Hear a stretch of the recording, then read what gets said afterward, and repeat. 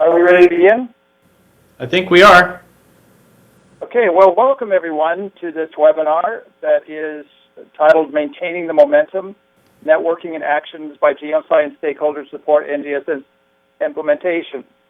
The webinar was designed to follow up the summit that was held a few weeks ago regarding how the geoscience education community can support the implementation of the next generation science standards, especially with respect to the earth and space sciences. That webinar was attended, that summit was attended by a wide range of people, and today's webinar is really a continuation of that. This is the agenda for the webinar, and what we want to do is look at some of the results of a network assessment that was done and think about how we can move action plans forward. And then we did something called resource profiles from different community, different stakeholders, different organizations, and what we can do with those as next steps. We're arranging town hall meetings that we'd like to discuss with the people who are online as well. And I'm looking at the names of those who are online, and I see that a lot of the folks who are on the webinar were also attendees at the summit, but I also see some new names, which is also very exciting.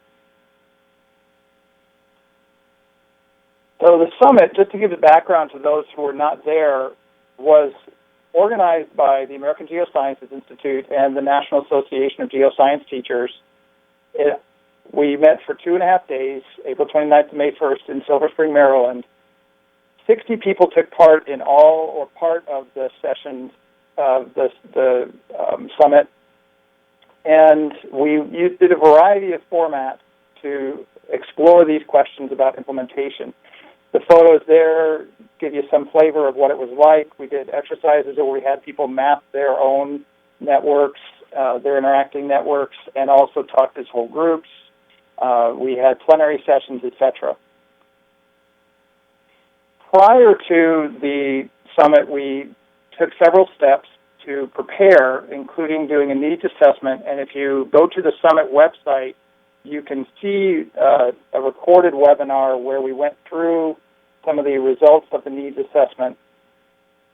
And that was one of the deliverables that we said that we would provide when we got funding from the National Science Foundation for the summit.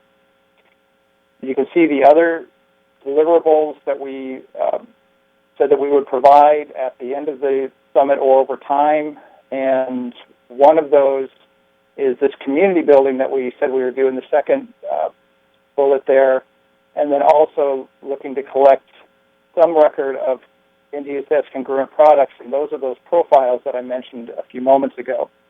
We're also working on a conference report that will outline some of the issues that were raised. It's said in the grant that it will be published 18 months after the summit, but we certainly hope that it will be out well before that. Through the needs assessment, in several stages, we identified 9 broad need areas that relate to NGSS implementation, and these became the focus of much of the discussion during the summit. The photos on this slide were from an exercise that we did where we put up posters for each of those 9 need areas and then asked different stakeholder groups or different individuals who identified themselves in different stakeholder groups to rank where they felt these were in terms of priority.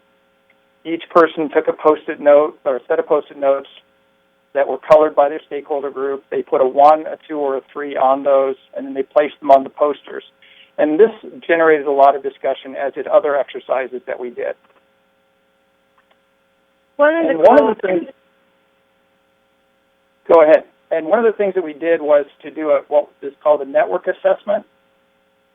And that was where we asked people a question and had them address some of the people that they did or did not know going into the meeting. And that's going to be explained more by Haley Smith, who I think is also online. I am.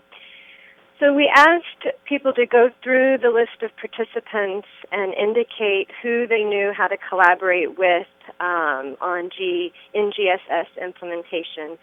And at the beginning of the summit, there was a range of a person indicating that they knew one person that they could implement NGSS with, up to 38 connections.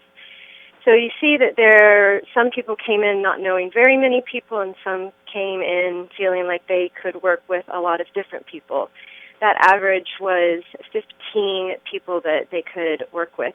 At the end of the summit, that range increased from 8 to 48, with the average doubling to nearly 29. Now, it was interesting that the people who came in knowing fewer people who they could work with, their average nearly tripled from knowing 5 connections at the beginning of the summit to 18 connections.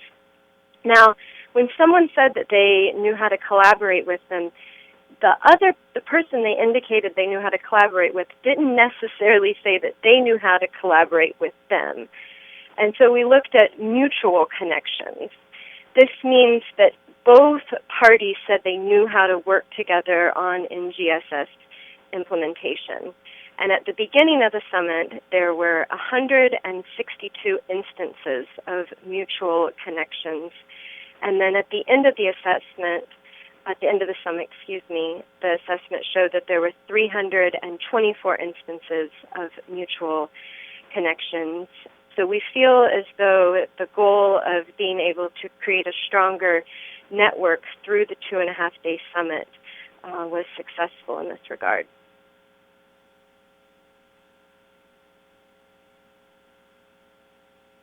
So here you can see that there are 50 organizations and 60 people. Does someone want to speak to this slide?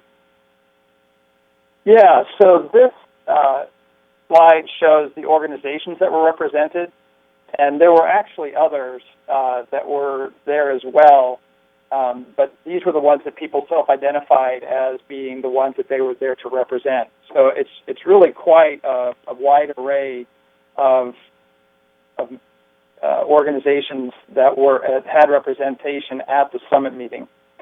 And in this slide, one of the things that I did was to look at some of the stakeholder groups that I mentioned earlier, and just a few of the examples from there, the different organizations that were represented.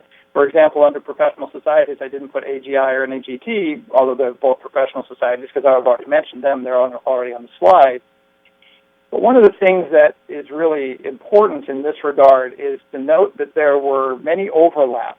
And this is one of the things that as we're developing the outcomes from the report, or the summit and the report, is really important. So, for example, we might have federal agencies that were represented, such as NASA. Well, NASA also produces curriculum materials, so they would actually be in both stakeholder groups.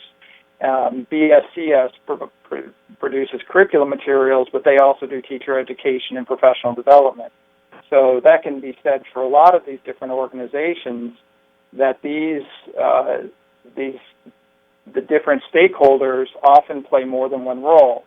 That's very important to keep in mind, I think, as we start to think about this network building, because a lot of times the connections, even just between a few people, start to really link in very intricate ways and very powerful ways, just because those people are in different roles in different organizations, both professionally and outside of their professional life. So this leads to some questions that we hope maybe we can get some discussion going on. The chat room is there. One of the questions that we've been asking is, how can we build this network? What was there at the summit was very powerful. As Haley indicated, the connections were very strong, but there were people who were not there. What can we do to continue to build the network? We've thought about things like meetings, webinars, you can read the slide, but what kinds of things do we see as potentially helping to extend this? And one of the questions that we're asking is, if we go back to this slide, or even this one of the questions that we can ask is, who already do we know wasn't represented? What organizations, what kinds of stakeholders, who else needs to be involved in this than those that were already there? I'm noticing in the chat box, Frank, hello, good to interact with you again. I'll say it that way. That he's indicated a couple of additional agencies that could be added. Susan's correct that I just did some samples. Not everybody. I'm looking at Nicole Ledoux's comment that she's speaking to the collaboration that's needed with state education. That's really true. And the question is, how would we get going in terms of getting the state agencies really collaborating with the geoscience education community specifically, or the earth and space science community? I don't know if anybody has ideas along those lines. And one of the things that Aida wrote that's really true is that the idea that these agencies operate, and you can see this on the slide, operate at different levels. So, for example, if you look at the state and local education agency section, we've got everything from the West Virginia State Department of Education was at the summit, Chicago Public Schools, so you go from state to city, and then Council of State Science Supervisors at the national level. And that's important as people are doing local implementations to recognize that the networks are at those various levels.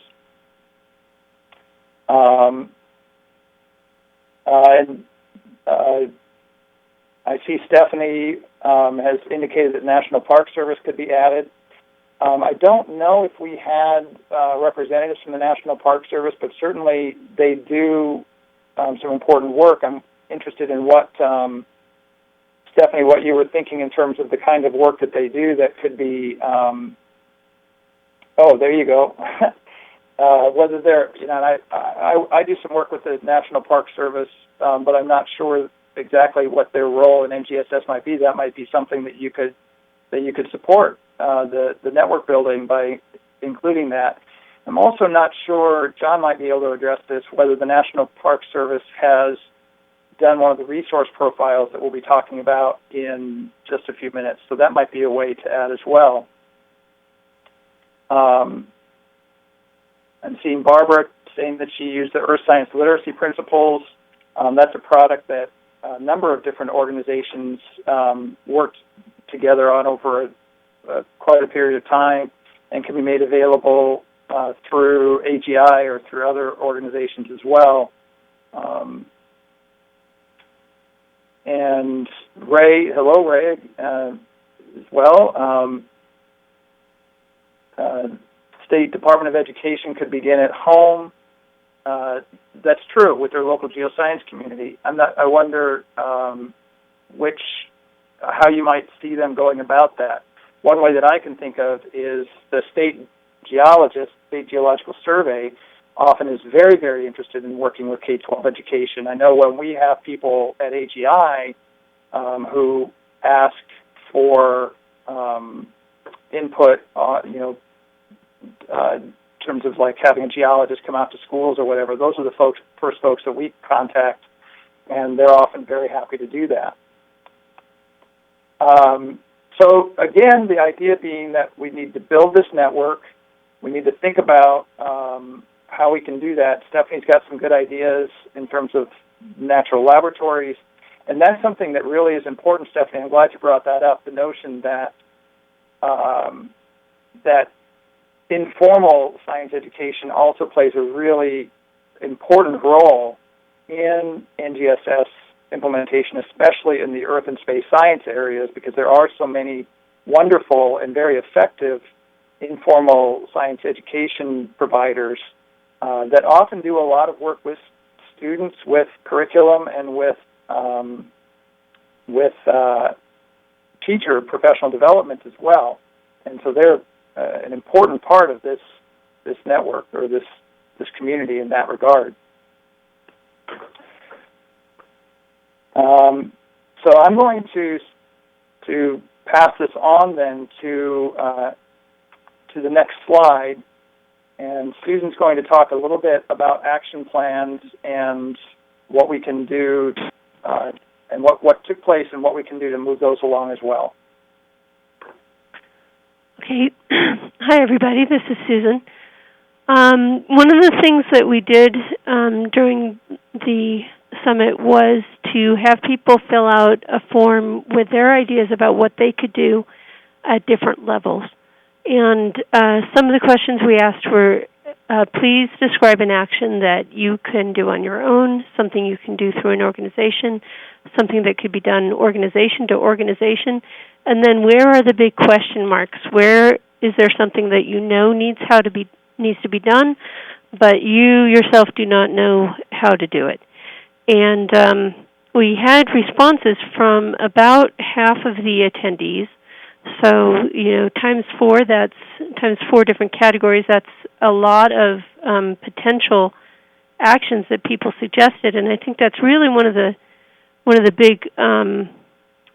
big questions that we have is how do we help those people take those actions? How do we learn from those actions and feed back into the rest of the community? And I think Frank's making a good point in the chat, which is something that's been shaping how I think about this work, because the CLEAN network, I think, has been pretty successful at building communities and sharing information, and that's something that's gone before that we are, I think, learning from as we go. How can we do that? How can we do more of it? Let's see, I'm not sure that I can push. Oh, good, I can control the slides. So there were a lot of commonalities among the actions that people said they would like to take. The bullet here, the first bullet is actions that came up on more than one level, as personal actions that people felt they could take on their own, and as organization actions. So a lot of people said that they would like to expand their networks as they had already been doing. They'd like to implement the next generation science standards in their own teaching or in the programs of their organization. They'd like to disseminate best practices, disseminate resources. They'd like to adapt and share their own resources and make those relevant for next generation science standards. One example, or on their own, people, of course, looked closer to home. A number of people talked about writing articles or writing in different ways to reach an audience based on what they are learning or what they know that is useful for this job, and also to develop their own stronger personal networks in addition to their organizational networks. One example of that kind of work is to write an article that shows how college faculty can advocate for NGSS in their own states, because we know that hearing from universities is potentially compelling for other organizations, for educational organizations at the K-12 level. At the organizational level, people talked about things that they can only do through larger groups. So provide a platform for NGSS resources, for example, provide professional development or provide coordination among state groups or among organizations. This kind of organizational work can take a variety of flavors. One flavor is mentioned here as a quote where the person intended to advocate within their own organization and increase awareness about how NGSS will affect the geoscientist pipeline. Other people talked about workforce development and the importance of business and industry and engaging those people in the network. So I thought there were a number of other examples. I mean, basically, we all have our own spheres of influence and our own spheres of control, and because there's such a wide variety of people, we had a wide variety of things that people felt they could do, including revise textbooks if people have a relationship with a publishing company.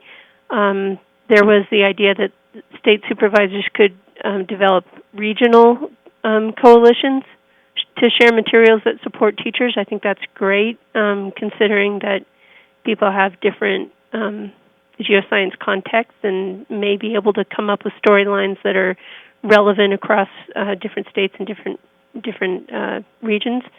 Again, people wanted to bring in business and industry, and for a number of reasons, both the workforce aspect and also potentially to bring in shared creative funding mechanisms. There is an idea that we, as we always have needed to do, work to establish more of a connection between university science departments and teacher ed programs, and perhaps NGSS can provide a impetus. So that's just a flavor of the many, many actions that people described, and I think that this can help us figure out where we should put our efforts to support people as they go forward. One of the things we know is that this is a giant system, and it takes multiple initiatives at multiple levels in different places in order to really move the system. We do have a few more opportunities scheduled that we've put on the books for people to talk about this face to face. One of those is coming up at the Earth Educators Rendezvous meeting, which is happening. I'm hosting the rendezvous here at the University of Colorado Boulder, July 13th through 17th. If you are planning to attend that, there will be a workshop there about NGSS. And then also a topic that we'll talk more about is that we have a town hall meeting planned for the upcoming GSA meeting.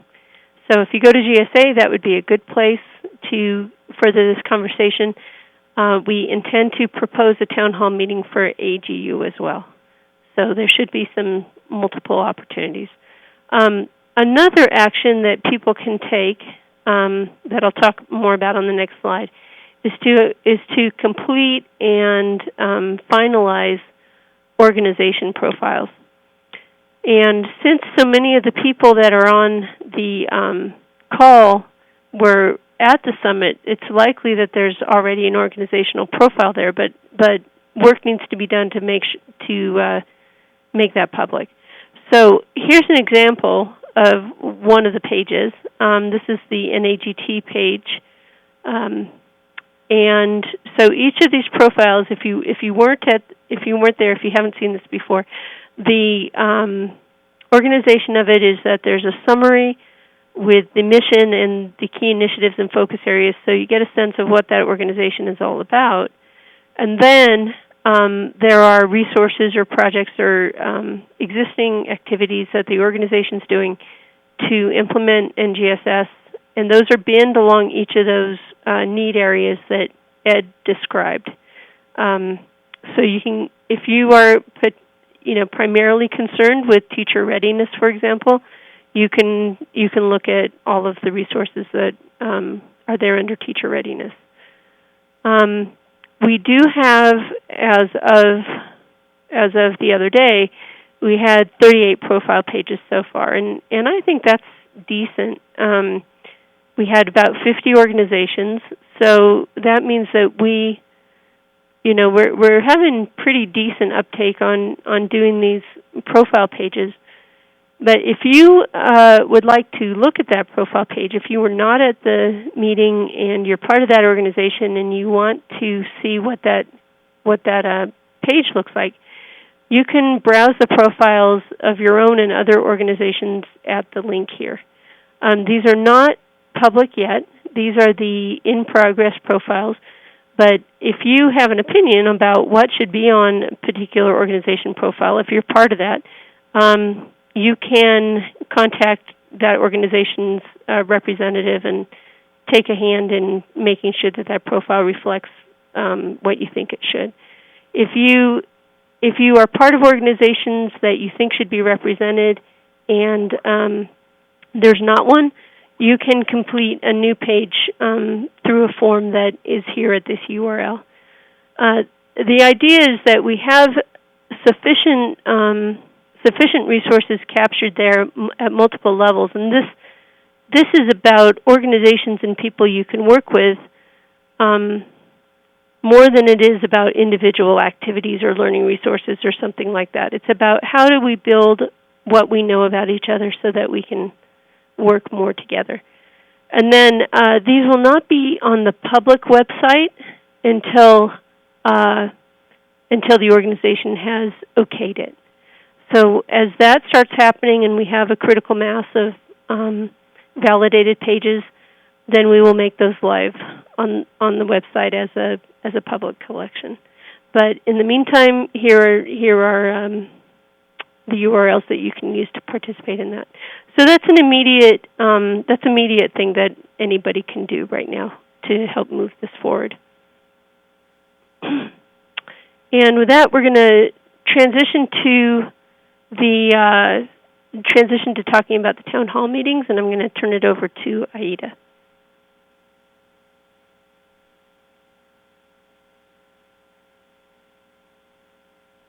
Aida, are you still muted? I think I'm back on now, right? Yes. Okay, great. Thank you.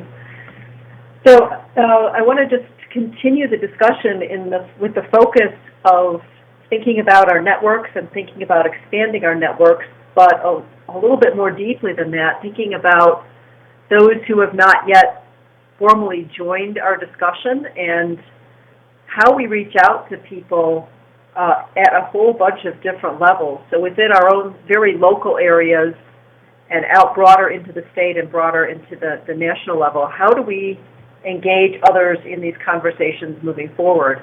And one of the things that we talked about towards the end of the summit was the idea of having a town hall type meeting at the GSA and at AGU. So we have formally requested space at GSA for November 4th, which is the Wednesday of GSA. And it's a lunchtime session from 12:15 to 1:15. We'll be using one of the tech session rooms. And we're very pleased to announce that this town hall meeting will be co-hosted by NAGT, AGI, and then two of the GSA groups, the Education Committee and the Education Division. And I think we have people from at least the Ed Committee on the call today. So we're happy to have them engaging with us in hosting this town hall forum. One of the things that I would like to say to start off what I hope will be a discussion here about what the agenda should be like for the GSA town hall meeting at least, is that in our conversations within the Summit Conveners Group, we talked an awful lot about the fact that we really want this to be a very open conversation with involvement and engagement from all of the stakeholders in the community.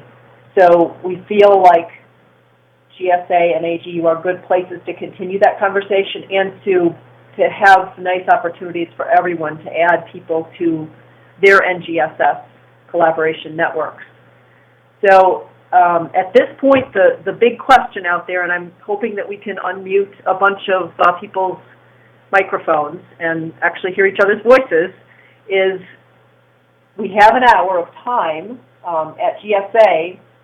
What would we suggest would be the best use of that time that we have there for discussion, for conversation? How should we structure that, format that time? And I'm going to throw that out there as a question. John, are we able to unmute people's mics at this point to let them engage? Generally, no. If they were instructed to click listen only, because having a bunch of people on the phone line at the same time gets messy very quickly. So I would recommend that people continue to type into the chat box, although there are a couple of people who are on the line, and if they wanted to unmute, they could do so. Okay. So, Missy, you're saying it's the timing is tough, and absolutely you're right. At GSA, the timing is tough. We had very few time slots to choose from. The middle of the day on Monday up against a very popular lunchtime speaker was about our best second choice. So this is our selection. And we know that's a tough time, but we're still hoping that a lot of the people interested in geoscience education will be able to drop in and have a conversation with us.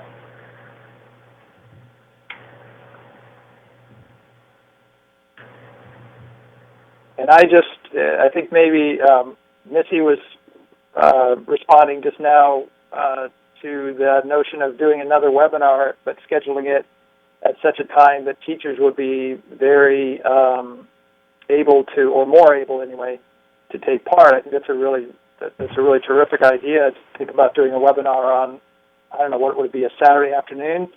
That, motivated folks would want to attend, and we could talk about some of the same issues and get input from those folks in that regard. Okay, so a couple of the... Go ahead, Ed. Well, I was just going to reiterate what Susan was typing for some of the folks who were just listening. Susan said that at the AGU meeting, if the town hall is accepted, we can try to get a time scheduled that the GIFT teachers can attend. I'm hoping perhaps everybody knows what GIFT is, but it's Geoscience Information for Teachers. It's collaborative between NESTA and the AGU put on sessions at the AGU meeting. And so I'm seeing that Lynn is asking a question about promoting webinars where teacher leaders could share resources. And, this is one of the things that I was hoping we'd come up with as an idea for discussion at the town hall is how do we get a regular program of things like webinars and other kinds of conversations on people's calendars that various stakeholders and stakeholder groups in the community could take on to host and to sponsor. So, yes, we can definitely do that, and we would love to, put one of those on the calendar for pick a month and get it organized and promote it through the networks that we all have access to. So, wondering about some other items that we've been kicking around as ideas for agenda items at the town hall. There will be people there who have not been on the webinars, who did not attend the summit, and we would like to have an opportunity to update them on what the activities of the community have been, pre-summit, summit, and post-summit. So I think we'll spend about 10 or so minutes there at that town hall meeting, kind of getting everyone up to speed on that and having them feel engaged in the community through that information. We definitely want to provide opportunities for stakeholder groups or informal working groups to talk with one another there. So should we be thinking about having some tables set up around the room where small groups of people could have conversations towards the end of the town hall time? And should we be thinking about a small panel to host and answer questions and comments from the group that's assembled there during the town hall meeting? So those were some ideas that we've been kicking around. And I just moved the slide back to the need areas, and I concur with the notion that's been floating that NESTA, be a co-host of some of the meetings, some of the town hall meetings, and I think that's important because NESTA certainly has an important place in the geoscience education community. As I scrolled back, or as I was listening to some of what Aida was saying and reading some of the comments, it reminded me of the 9 need areas that we talked about at the summit, because one of the things that I think is it was important to me with the needs assessment, at least, and I think to others too, is I tend to think first and foremost about curriculum materials or instructional materials, and not so much about some of the other areas. And so for example, the first one there being, when these are just, I think, in more or less alphabetical order, the notion of advocacy. How do we, as a community, help to engage decision makers at local level, state level, national level in promoting NGSS in terms of earth and space science, and what can these meetings do to support that? The second bullet I thought might actually use some explanation. It was referred to as appreciating this richness of the standards, and really the issue there, and I think Barbara just addressed it in her comment, the idea of the science and engineering practices and the cross-cutting concepts, in addition to the disciplinary core ideas, being really part of the standards and really important to the full richness of what the standards are about. And so Don's mentioning that it would be great to have goals for the webinars and town halls, and that's an important point. I think he would be very open to entertaining suggestions for what those goals would be, and just as this webinar is working to engage the community in coming up with ideas of how to expand the networks that were built at the summit, I think that there would be some room for that at the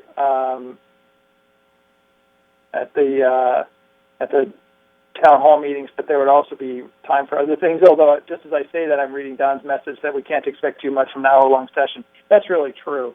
I think we have, we have to recognize that a lot of what has to happen is really people going back to their day jobs, back to their lives, and still continuing to take action and nudge things forward in whatever way they can.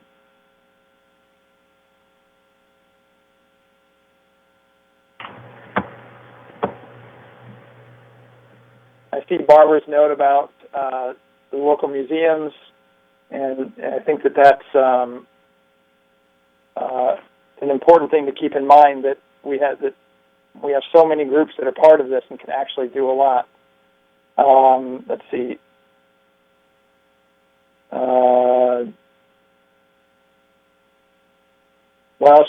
I think Barbara's message is about to go away, speaking to the idea of addressing different need areas. We did speak to those at the summit. We had discussions about those, but that's certainly still something that, especially as we expand the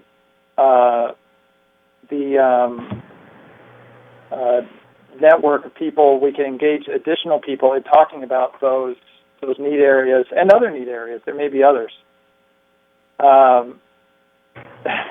Frank is mentioning that people's day jobs could be better coordinated, and that's really true.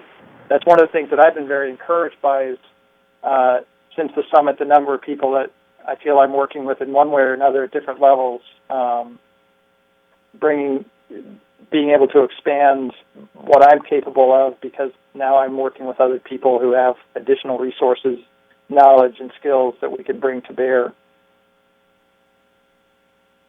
I wanted to touch on something that Nicole was saying in one of her posts here on the chat about the town hall, and that is to bring people together to have conversations in stakeholder groups. And I think that was one of the most powerful things that I saw as an outcome, immediate outcome of the summit conversations, was that there were some new stakeholder groups in which people had very few connections entering into the summit, but left feeling like they had some great new friends who were facing similar challenges and seeking similar opportunities. So I'd like to keep that in mind as a agenda item for the summit, or for the town hall.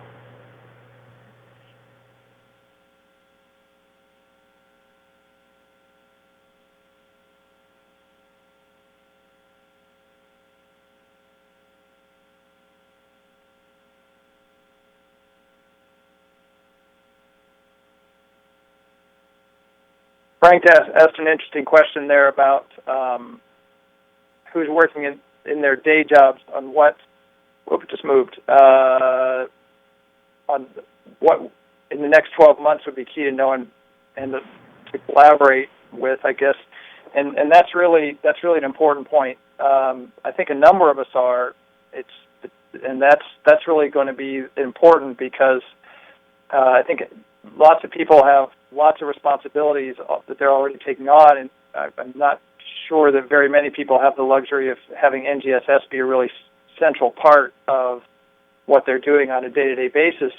But if more people band together, even a small part can do some good. I did mention in my post that last weekend I was at the AAPG meeting and I got to talk to a number of people from geoscience industry representatives, different areas, and not very many of them knew more than they'd read in their newspapers about NGSS, and they didn't seem, in many cases, to recognize the real significance of the NGSS with respect to the Earth and Space Science community. The fact that Earth and Space Science is given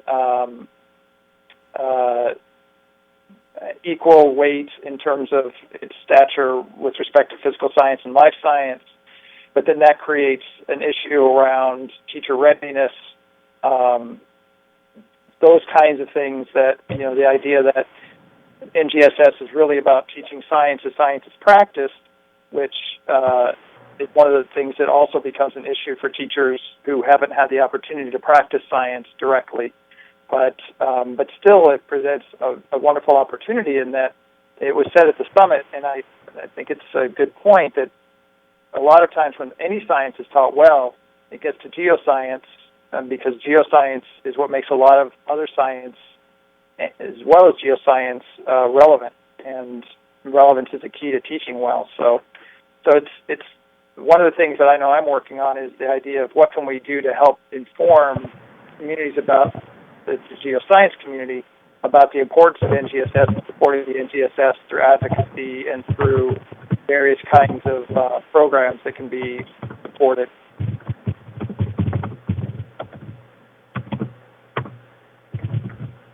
So I think at this point, we can kind of move off of the town hall topic a little bit and say that ongoing that Ed and Susan and John and Haley and I are very interested in hearing more about what people think should be on that agenda for the town hall at GSA, and we'll learn a lot from that, I'm sure, between GSA and AGU in that short 3 or maybe it's 5 weeks at that point. So please, if you have other thoughts and ideas, jot them down on an email and shoot them off to one or all of us. We'd love to hear about those things.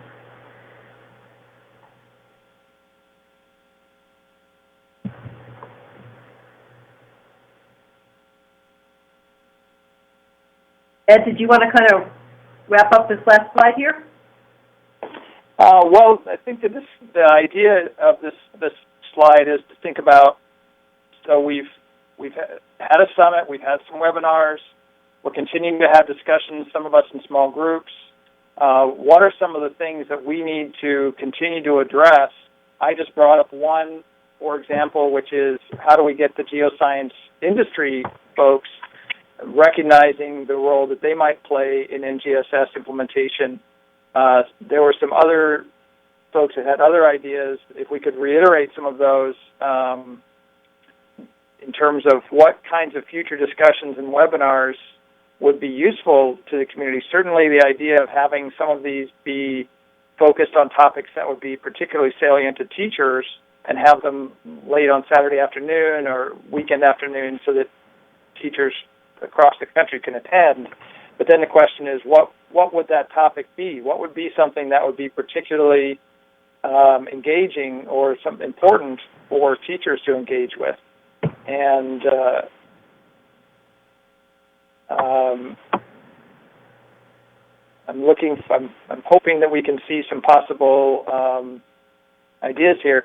Nicole has an idea about engaging someone from GSA Committee on Geology and Public Policy. I'd be interested in knowing, again, those different need areas suggest different actions that need to be taken, different actions among different stakeholders and targeted different audiences. I wonder what, Nicole, you had in mind with respect to what the geology and public policy folks might be doing here, because that might be an important topic. And Haley just typed a note that the hot button topics would be good as a way of bringing industry and teachers together. Some of those hot button topics, for example, that are in the NGSS, the whole notion of climate change and climate education more generally is one that in a lot of local areas I think has sparked a great deal of discussion around the NGSS and perhaps even some controversy. And another one is the explicit teaching of evolution being something that has sparked a lot of discussion. Haley adds to her earlier comment, I see that energy resources, natural disasters, hazards, a lot of those critical issues in geoscience are things that we could focus topics around. How can those be addressed? And getting very specific like that,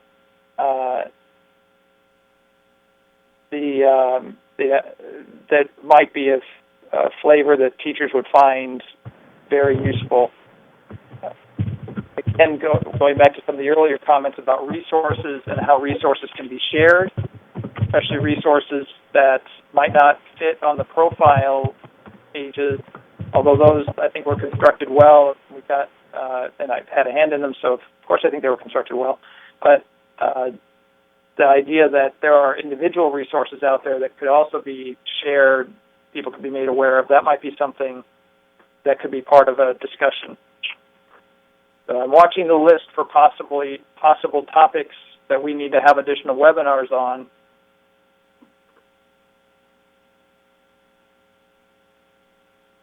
And again, the idea being that NGSS in Earth and Space Science is a unique set of opportunities. What can we do to keep the momentum going and involve more people in those?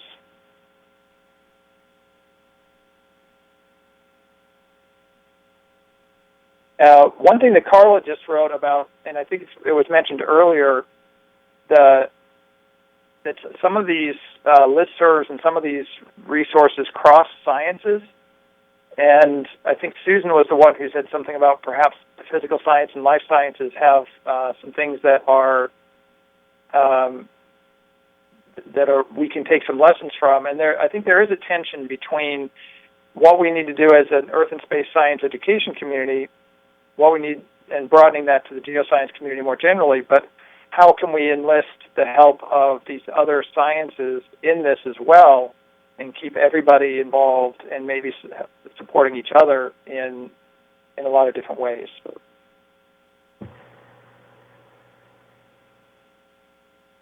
I'm very interested now in what Don Dugganhouse has written in terms, he's citing Freakonomics, and we'll have to take a close look at that. Whoever just wrote in there that or mentioned that we are seeing a lot of great ideas for future webinars, I think that's absolutely true. We need some small groups of people to step up and say, hey, I really like that idea, and I'm going to find a way to engage this community and the larger community in that conversation, and come to us and let's get that webinar scheduled and on people's calendars.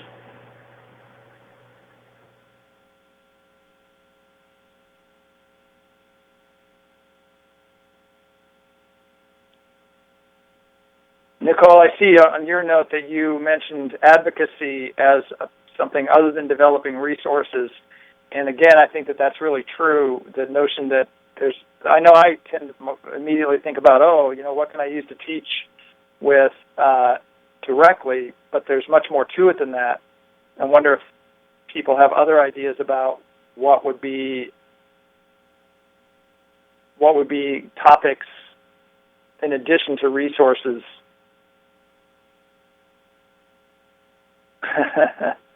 I'm reading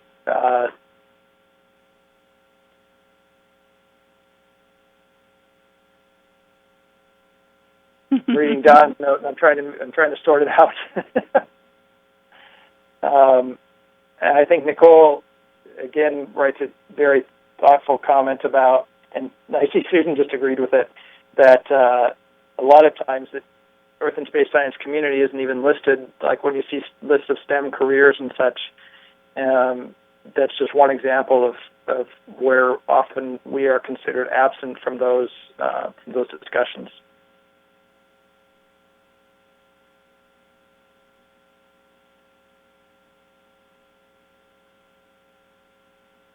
Yeah, and Dave Voorhees has just mentioned that we can contact district supervisors in STEM and science areas and get them to be aware that the geoscience, Earth and Space Science community exists. That might be a place where it would be worthwhile to have a webinar where we, oh, there you go, Nicole just stated it. I was going to say, having some talking points or some briefing papers about, here are some things that maybe you don't realize, I'm speaking to the science supervisors now, that really are key to kids being ready for careers in college. And that might be something that could be a session at a webinar. How do we develop those kinds of arguments, those kinds of talking points?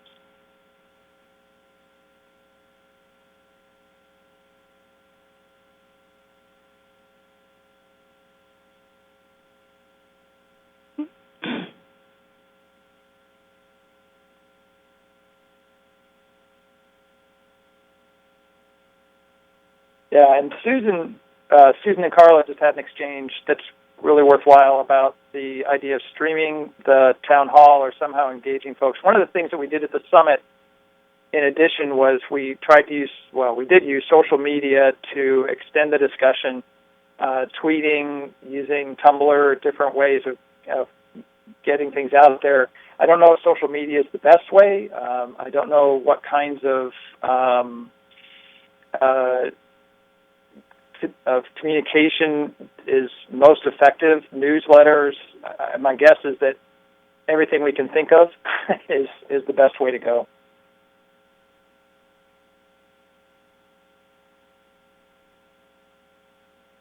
I think that Michael's point about California not seeing earth science as an equal partner in, especially at the college level or college entry level, is something that we can, I think, some number of people can take as an action item. I did have a discussion with one of the summit participants online about some of the actions that were being taken specific to California, and that addresses that issue, but it's something that really a lot of states have issues with.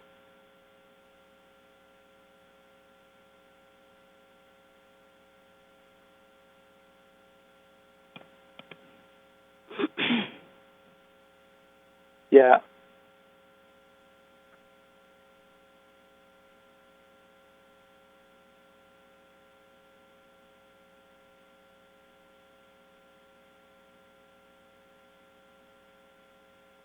Yeah, Susan responded to Michael about the idea of capacity building, and that's really something that a lot of states are working on right now. I know the idea of which comes first, the recognition of Earth and space science is important, or the notion that we need to have resources to get teachers ready to teach it. I mean, the answer is pretty obvious to me, but I think a lot of folks are struggling with that resourcing question and the capacity question.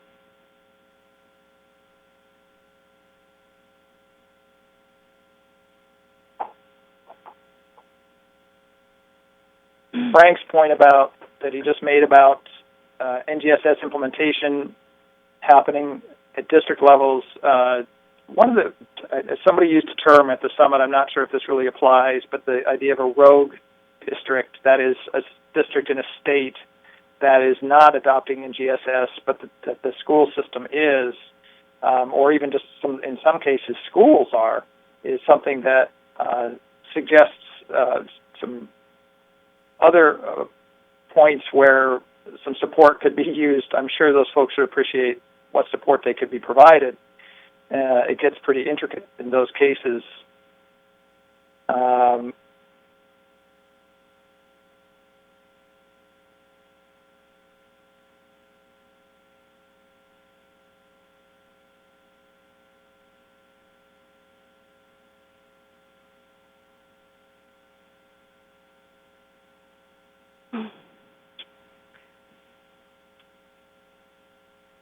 So we're close to the top of the hour.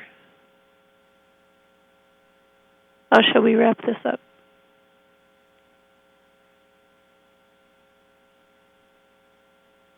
I think your invitation, Susan, and I'll reiterate it, I would hope that folks would feel welcome to visit the summit website.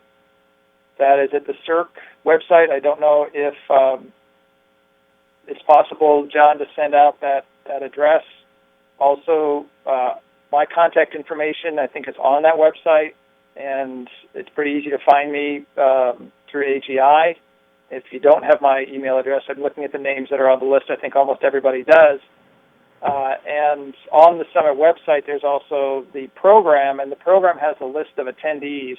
And on that directory is everybody's email address. I think to begin to extend the conversation outside of the webinar through direct contact is something that I would really encourage.